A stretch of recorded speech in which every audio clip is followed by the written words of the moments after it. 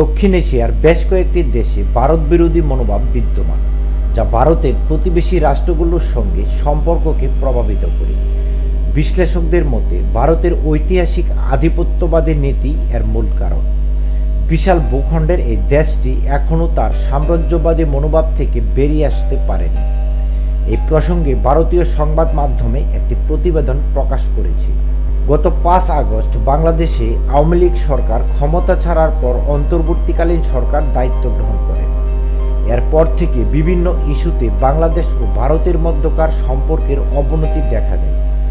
বাংলাদেশ কেন ভারতকে সন্দেহের চোখে দেখে তা নিয়ে সম্প্রতি ভারতে বাংলাদেশ এইদিকে ও ওইদিকে শিরোনামে একটি প্যানেল আলোচনা অনুষ্ঠিত হয়। ভারতের রাজস্থানের জয়পুর লিটারেচার ফেস্টিভ্যালে আয়োজিত এই আলোচনায় উপস্থিত ছিলেন বাংলাদেশের সাবেক ভারতীয় হাইকমিশনার পিনাক রঞ্জন চক্রবর্তী, লেখক ও অধ্যাপক শ্রী রাধা দত্ত, লেখক সুদীপ চক্রবর্তী। এই আলোচনায় বাংলাদেশ ভারত সম্পর্ক এবং 5 আগস্টের পর বাংলাদেশের রাজনৈতিক পরিস্থিতি নিয়ে আলোচনা হয়।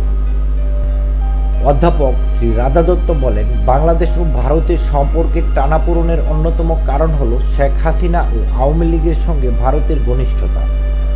বর্তমানে বাংলাদেশ সরকার ভারতকে সন্দেহ করছে, কারণ ভারত অতীতে কেবল আওয়ামী লীগ সরকারের সঙ্গে সুসম্পর্ক বজায় রেখেছিল। লেখক সুদীপ চক্রবর্তী বলেন, বাংলাদেশে রক্ষণশীলতা বেড়েছে, যা উদ্বেগজনক।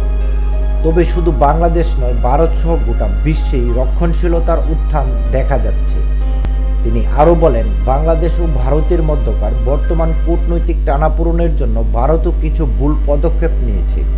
ভারত যদি চীনের প্রস্তাব দেওয়ার আগেই বাংলাদেশকে সহায়তার হাত বাড়িয়ে দিত, তবে সম্পর্ক আরও দৃঢ় হতে পারত।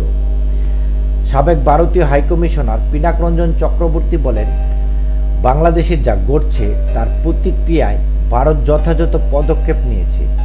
ভারত বাংলাদেশের মুক্তিযুদ্ধে সহায়তা করছে, তবে এখন সে প্রেক্ষাপট বিবেচনা না করে নতুন করে আলোচনায় বসতে হবে। কারণ রাজনীতিতে কৃতজ্ঞতার স্থায়িত্ব স্বল্পমেয়াদী, এই বাস্তবতাও স্বীকার করা জরুরি। আলোচনায় অংশ নেওয়া সবাই একমত হন যে বাংলাদেশ ও ভারতকে অবশ্যই পারস্পরিক সহযোগিতার ভিত্তিতে সম্পর্ক এগিয়ে নিতে হবে। এর জন্য যেসব কূটনৈতিক পদক্ষেপ জরুরি তা গ্রহণ করা প্রয়োজন।